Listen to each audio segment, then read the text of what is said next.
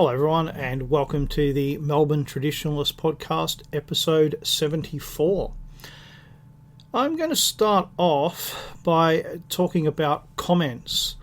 I've had one person, and I'm primarily talking about one person, who has decided to go a bit troppo and put their own inane comments on every post and to downvote my videos simply because they're an idiot. And they asked, are you deleting my comments? Yes, of course I'm deleting your comments. Why wouldn't I delete your comments? You know, people comment, and I actually like comments. I really enjoy comments. I like seeing people's opinions, and most of them are really good comments. But when you're going to go out of your way to cause trouble, don't expect that you're going to be allowed to stick around. Now, I had someone leave a message, and I'm just going to find it now. A good message, and I thought I would deal with it right up. He asked, I was wondering if you would be interested to do a video on your thoughts on the third position as a political stance. As I class myself as a traditionalist, but politically agree with the third position as a political doctrine. I'd be very interested to hear your thoughts on it, though. Well, I am not a real big fan of the third position. And the reason is because the third position is really a way to avoid issues. And Tony Blair, who was Prime Minister of Britain, he described the British Labour Party of the mid-1990s as a third position party. And what he meant, and actually what nearly everybody who talks about third position means, is that it's somewhere between capitalism and socialism. It's a third way. You don't have to pick those two extremes. You can find some type of middle ground. And as a traditionalist, I'm not in favour of capitalism, because capitalism is in favour of big business, and I'm in favour of small business and small farms, family-owned businesses and farms. And I'm not a socialist, because I don't believe that the government should centrally control the economy. Now, that doesn't mean that I believe in everyone doing whatever they want. No, there has to be rules. So, there's a little bit of capitalism, a little bit of socialism, but that doesn't mean that I'm third way. And I'm outside of that paradigm. And a traditionalist should be outside of that paradigm. And in fact, to really see my latest piece about that is breaking up the corporations, which I put up yesterday. And that's really where I am. And it's not about being some third way. It's about rejecting the paradigm at all. Now, what I'm going to talk about now is I'm going to talk about two topics that, well, let's face it, we've all heard about. And the first is COVID-19 and where we are in the world at the moment with COVID-19. And the second is President Trump and the inauguration of Joe Biden. Now, let's start with COVID-19. Now, the Victorian government have decided that they are going to have the Australian Open, which is a tennis tournament. And so they've been bringing people in to Australia for that tournament, and they have to quarantine for 14 days. Now, some of these people who are coming in apparently have tested positive for COVID-19 before they've arrived. So here we are under these ridiculous restrictions, and they're importing people who have COVID-19, because it's so dangerous. It's like everything to do with COVID-19. It's absurdity stacked on top of absurdity. Now yesterday, Sunday the 17th, there has come out an article, America's proof COVID-19 leaked from Wuhan lab. The United States claims it has explosive new evidence that proves COVID-19 leaked from a Wuhan research lab and is demanding action. Now, as I read the article, basically what they're saying is that they had this disease in the lab, and then people who worked at the lab got the disease and they went about their business and they infected other people, and now we have this big pandemic. Well, actually, it does sort of make sense, because it's the only thing that explains, in any rational sense, why the governments of the world have acted as they have. That this is something that comes from a lab. And to be honest, I have been very reluctant to accept that. And I'm not 100% convinced, but it is the only thing that does explain their fear. And it also means that the governments of the world, from the national governments to the state governments, have had information that they have deliberately kept away from us. And that's not their job. It's not their job to pretend that A is happening when in reality B is happening. This is not a question of national security where secrecy is absolutely vital. In fact, quite the opposite. This is a case where we need to know what's happening and who might be responsible for it. So it's interesting that the United States government is now coming out with this information. Although I also question the timing of it. The 17th of January, when Joe Biden is going to become president in 3 days' time. So now here's a report out of Norway about the vaccine. So I'll quote, "Media reports out of Norway have flagged 6 more elderly patients who were given the vaccine died after being inoculated, bringing the total to 29. The patients are all 75 and over, with 13 deaths already fully assessed and another 16 under review. Most people have experienced the expected side effects of the vaccine, such as nausea and vomiting, fever, local reactions at the injection site, and worsening of their underlying conditions," a statement from the Norwegian Medicines Agency said. Well, here we are at exactly the same problem that we have with the COVID-19 numbers. Somebody has COVID-19, dies, so they died of COVID-19. So did these people who are... I should have read the next line. The reported deaths were recorded among very frail patients, including some who were anticipated to only have months to live before taking the vaccine. So these people are expected to die, and they're given the vaccine, which does seem a bit of a waste. But then, I mean, for everybody involved. But it's exactly the same as the original deaths. You know, these people are dying, and what are they dying of? And here we have exactly the same thing. Are they dying from the vaccine? Or are they dying because they were always going to die? And we don't have any answer. Again. Yes.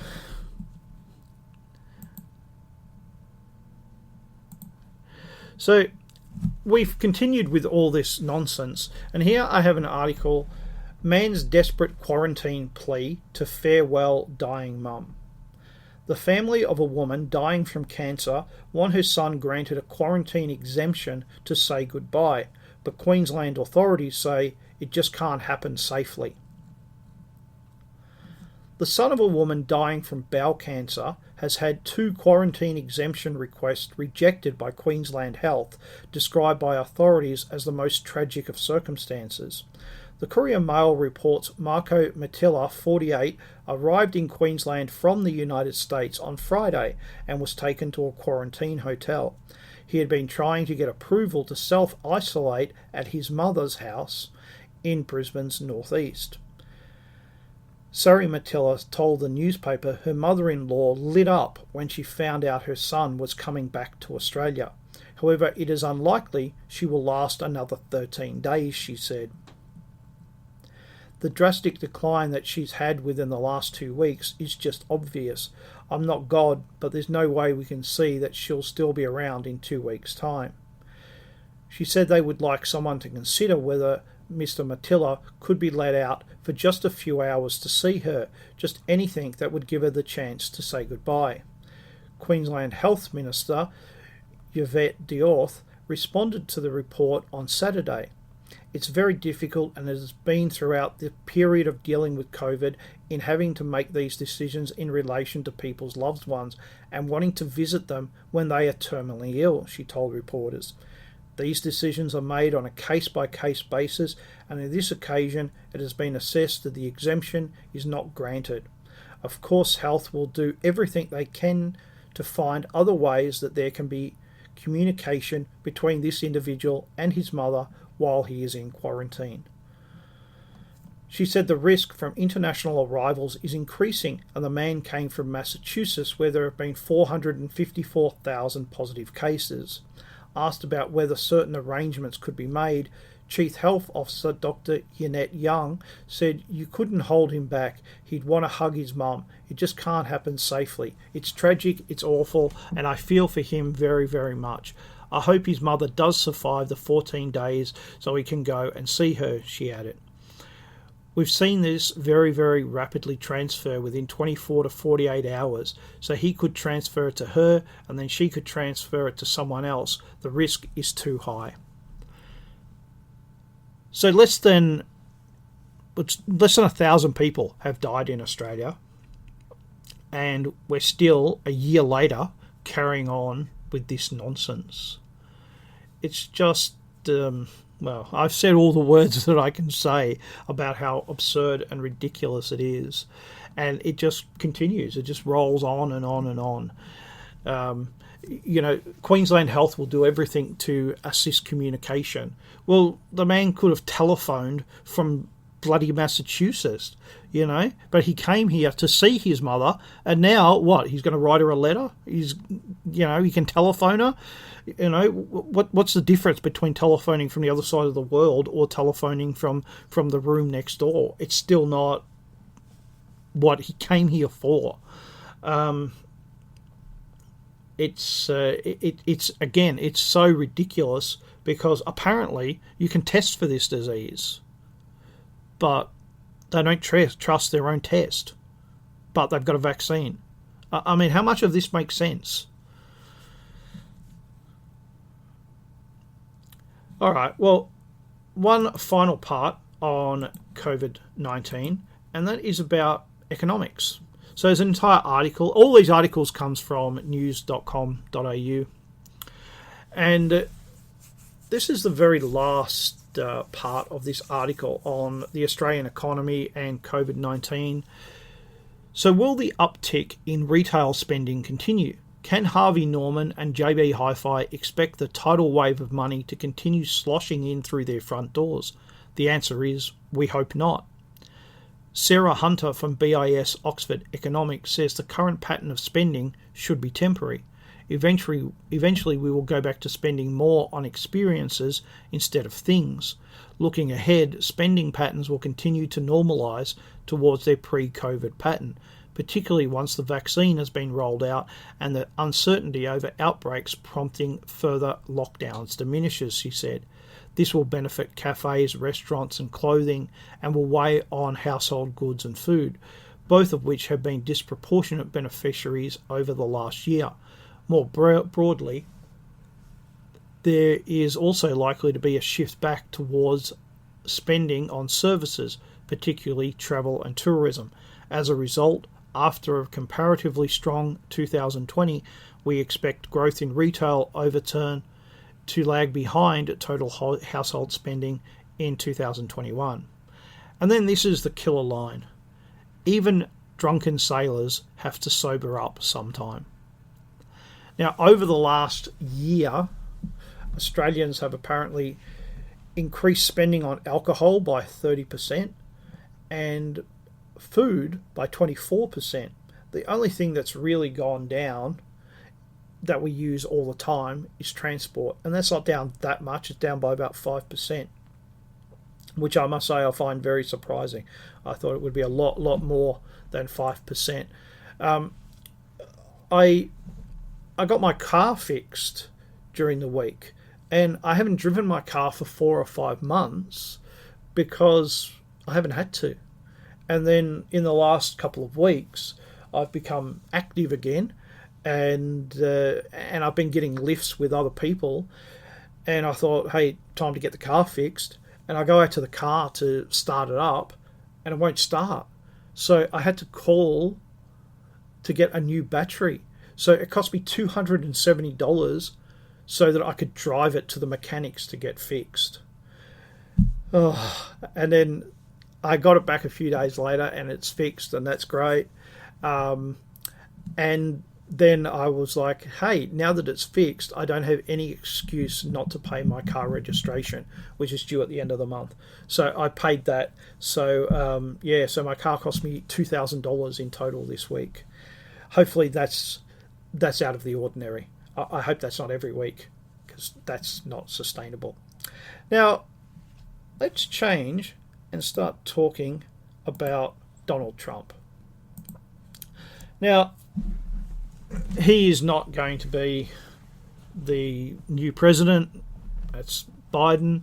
And yes, I agree that Biden is illegitimate, that the election was stolen, and that, as I keep saying, democracy, like justice, it not only has to be done, it has to be seen to be done.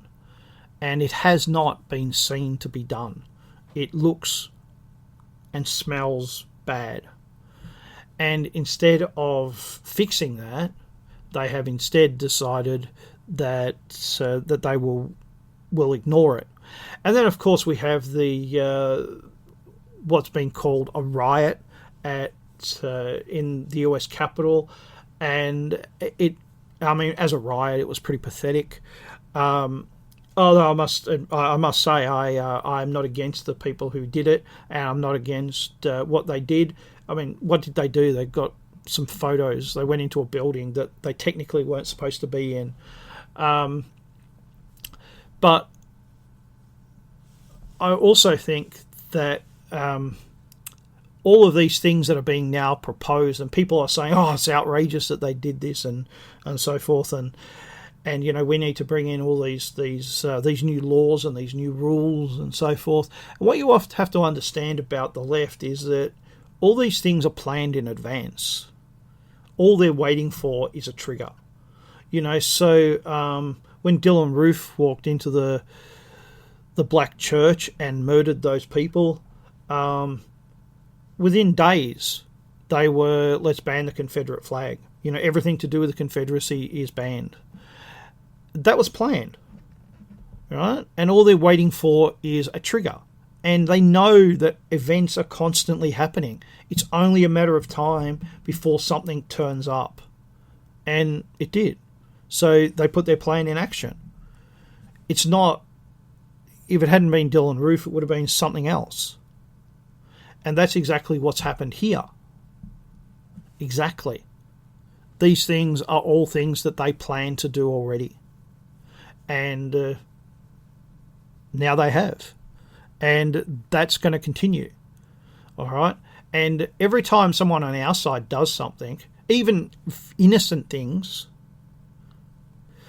people on our side are far too ready to criticise, far too ready to complain about, oh, they shouldn't have done this, they shouldn't have done that, instead of realising that it's an excuse. It's always an excuse. They already have the future that they want planned out.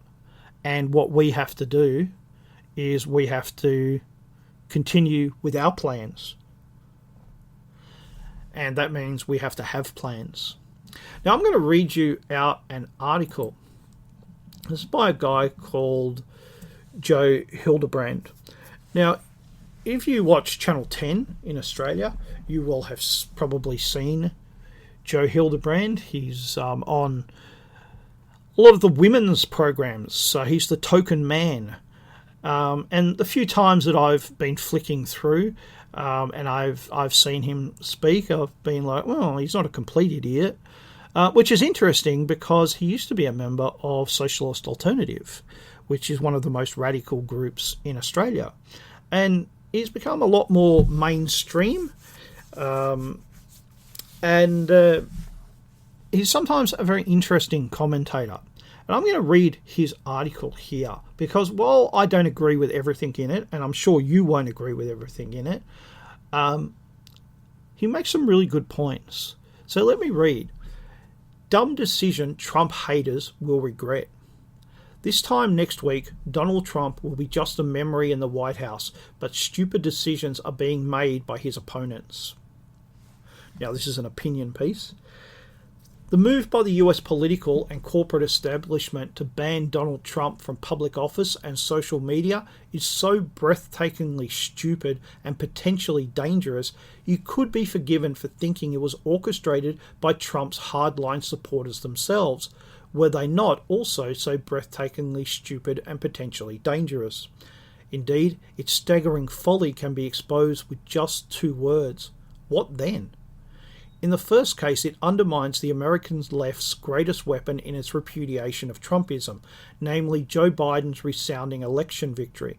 While the razor-thin result in the battleground states should serve as a dire warning for coastal wokesters, there is no doubt Biden won the election fair and square and won it well. And so why trash a triumph of democracy with convoluted congressional proceedings that will have no impact on who gets sworn in on inaugural day? At best, it is wholly symbolic crucifixion of Trump at a time when, according to the president-elect himself, the nation desperately needs unity and healing. At worst, it will be a rallying point for a Trumpist resurgence. Is there a moral or legal case for Trump to be impeached? Certainly. In the space between the election result and the storming of the Capitol, Trump transforms from a cartoonish and roguish figure to a genuine threat to the American democratic process.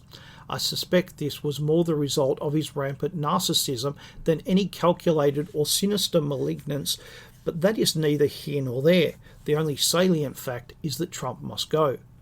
But the fact is, he is going, and going as a result of the people's will. Why on earth would Washington politicians muddy the waters by allowing him to claim he has been removed only by a congressional conspiracy? Trump has always claimed the election was rigged and illegitimate.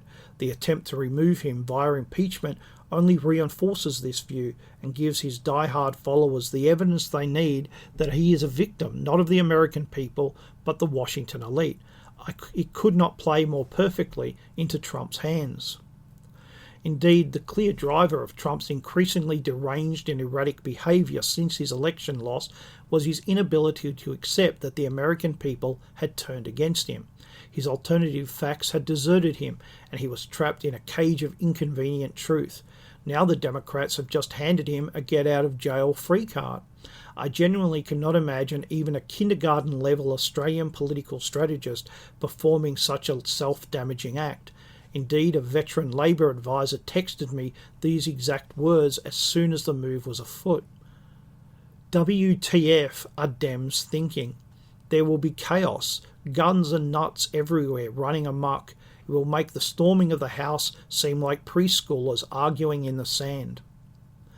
The same strategist was almost alone in the Australian left in publicly predicting a Trump victory 4.5 years ago. As of today, I suspect he has more political brainpower than the entire Democratic caucus combined.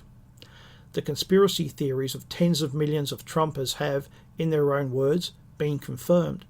God knows what this will mean for the next election campaign, but you can bet your bottom Bezos it won't be a civil one.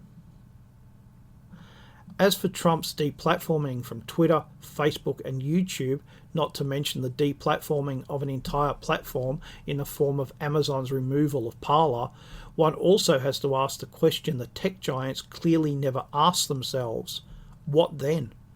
There has long been talk that the lay-down misery option for Trump would be to launch his own cable propaganda network dubbed Trump TV. After all, he already has 75 million potential subscribers. But television is a notoriously expensive and complex medium. How much cheaper and easier it would be for Trump to launch his own social media site. All he'd have to do is set up the platform and the content would provide itself for free. There, he and his acolytes could spread whatever conspiracy theory and plot whatever revolutions they wanted. The only difference is it would be largely unchecked and unchallenged by mainstream views. This is the staggering hubris of political and corporate elites, or perhaps just their staggering naivety. Like the cartoon mouse that covers its eyes and thinks it is invisible, they assume that if they cannot see something, it no longer exists. But even this assessment is probably too kind. It would be generous to think that the Silicon Valley strategy is to wipe Trump from the public sphere and hope that his 75 million voters will then miraculously forget about him, or forget about their fears, or miraculously change their minds. My strong suspicion is that they actually forget that Trump has voters at all, that they are so removed from the seismic rumblings of real people in middle America, they think Trump is the only person they have to worry about. It is a critical mistake. In all the endless coverage and holier-than-thou pronouncements that have accompanied Trump's election loss and the ugly scenes that followed, I have seen and heard almost nothing that fully appreciates the vast numbers of people who voted for him despite his myriad failings. The great irony is that the one man who does seem to appreciate it is Joe Biden, who, having achieved a record voter turnout, was quick to realise that the second highest ever turnout was for his opponent. Hence his impressive and immediate appeal for unity upon claiming victory. It is of course a national sport to speculate that Biden is suffering from some form of dementia or another, but even if he is, it would still make him smarter than most of his colleagues. America is a country that desperately needs peace, but is beset by provocation. It contains in its belly an angry mob, or perhaps, more accurately, two angry mobs. Both need reminding that democracy is their salvation, not their jailer. Washington parlor games only serve to make them feel that they are forever in exile. Now, he proves, like most people who are commentators, that they have no idea of who President Trump is and what he really thinks and how he really operates. And that also extends to us, to the people on the right. They don't understand us at all. But having said that, I think his analysis is quite good. I do question his I guess, idealism. Maybe that's too fine a point, but of Joe Biden. Hence his impressive and immediate appeal for unity upon claiming victory. Well, I think whoever was proclaimed as the victor, they would appeal for unity. So I think that's pretty standard. And it also highlights something about Biden that we will find out he suffers from exactly the same problem that Trump suffered from. And that they still think that it's 40 years ago. They still think that the things that worked in 1980 still work today. And they don't. And Biden is going to be quite shocked by that. And he is going to be out there making the same appeals that he would have made if he'd been elected president in 1980. And they just will fall on deaf ears. Everything has changed. The institutions have changed. The people have changed. Yeah, haven't the people changed? I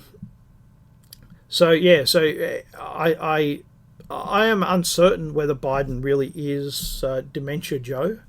I've seen evidence that says yes, and I've seen other evidence that I think, well, No. One of the things that people forget about politicians is that they talk, and they talk, and they talk, and they talk, and they have to talk. You know, they go to a meeting or they go to a rally or, you know, whatever, and they have to say stuff. And sometimes they say stuff that's just ridiculous because they're people. And, you know, instead of being elegant orators, like I'm obviously not, they instead say the first thing that comes to their mind, and sometimes that's ridiculous. Like Obama's 57 states. You know, I've been to all 57 states. Well, there are 50 states, not 57. Was he really that ignorant? No, I'm pretty sure he knew there were 50 states. And that's something that we don't often think about when we think about politicians. We just think, oh, that guy's an idiot. But actually, he probably wouldn't be there if he was only an idiot. Now, I want to finish with something that is totally different from what I've been talking about. The Sovereign Military Order of Malta is the rarest passport in the world. Our passports aren't seeing much action at the moment, but we still know the pain of applying for one. But our efforts are nothing compared to what it takes to secure a copy of the world's rarest passport. The Sovereign Military Order of Malta is the Catholic order so exclusive that its passports are granted to only a few hundred people in the world. At the last count, in February 2018, there were only about 500 of the diplomatic passports in circulation. Even without COVID-19 travelling restrictions, those who do have this passport can't get too far with it. The United Kingdom, United States and New Zealand, for example, don't accept the passport for travel, along with many other countries and territories who have similar rules. Only 23 of the 26 member countries of the Schengen area recognise the passport. The Sovereign Military Order of Malta was officially recognised by Pope Pascal in 1113 AD and is one of the oldest institutions in the Christian world. You should make that world. There are more than 13,500 knights, dames and chaplains in the order, along with 80,000 volunteers and 25,000 medical employees. It operates as a charitable organisation offering medical aid around the globe and doesn't control any territory of its own, despite having diplomatic relations with more than 100 states. So it turns out that it can travel quite a long way. Passports are granted for 4-year terms, so passport holders can carry out diplomatic assignments. As well as passports, the order also issues its own postage stamps and currency. Well, I thought that was quite interesting, and I've heard that the Order of Malta, which of course defended Malta from the Turks in the 1500s, actually does have territory, although it's merely symbolic. It's just one room, and I think it's in the Vatican. Now, with that, I will... one further thing. I should have mentioned this right at the start. I would like to thank my patrons who have supported me over the last 12 months. I actually got my first payment from Subscribestar, and it all went very well after a few hiccups, as these things tend to do the first time. And basically, you paid for my car registration, which is an enormous help. So thank you very much. Thank you all for listening, and I will speak to you again next week. Bye-bye.